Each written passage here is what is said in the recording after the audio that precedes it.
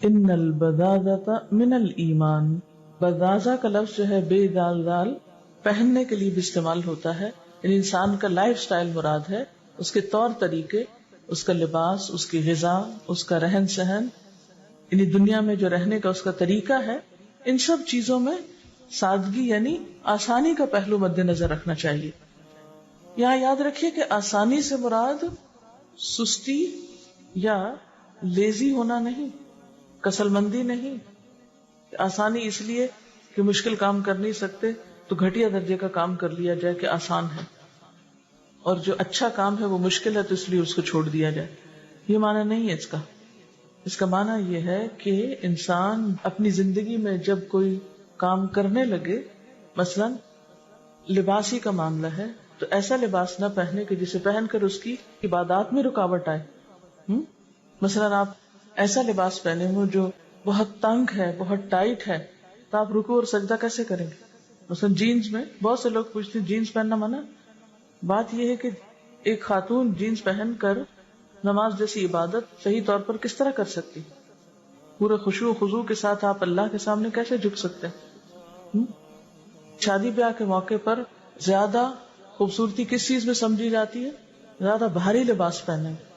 تو بھاری لباس پہننا کوئی خوبصورتی کی علامت نہیں ہے. اس کے برعکس ایسا لباس جو پہننے میں سہولت ہو، خوبصورت بھی نظر آئے، کیونکہ حدیث میں آتا ہے ان اللہ جمیل یحب الجمال. تو جمال کے بھی یا خوبصورتی کے بھی وہ طریقے اختیار کیے جائیں کہ جو آسان ہو، جن کو پہن کر انسان اپنی ذمہ داریاں صحیح طور پر ادا کر سکے.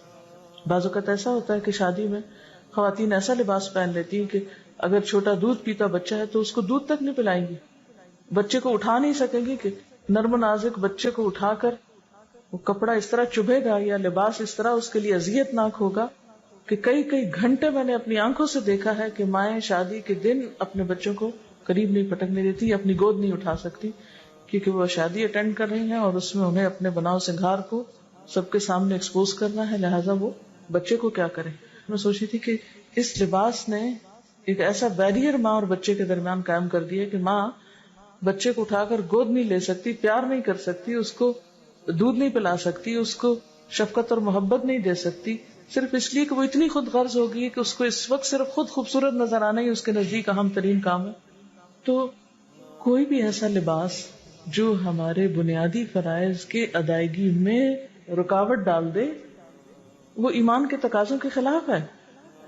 رہا اس میں دکھاوا اور شہرت کی طلب اور اسراف، وہ سب چیزیں الگ ہیں، کیونکہ وہ ایک الگ فرد جرم ہے کہ جو شخص دکھاوے کا یا شہرت کا لباس پہنے گا اللہ اس کو ذلت کا لباس پہنائے گا. جو لباس پہن کر فخر اور غرور اور تکبر کرے وہ بھی اللہ تعالیٰ کی نگاہ میں ناپسندیدہ ہے. خوبصورتی سے منع نہیں کیا گیا، لیکن ایک خوبصورتی ہے تکلف میں اور ایک خوبصورتی ہے سمپلسٹی میں. تو یہ جو سمپلسٹی ہے وہ خوبصورتی کے منافی نہیں ہے. تو ان البذاذۃ من الایمان، یہ ایمان کا حصہ ہے. جیسے نماز پڑھیں گے نہیں تو ایمان کہاں سے مکمل ہوگا؟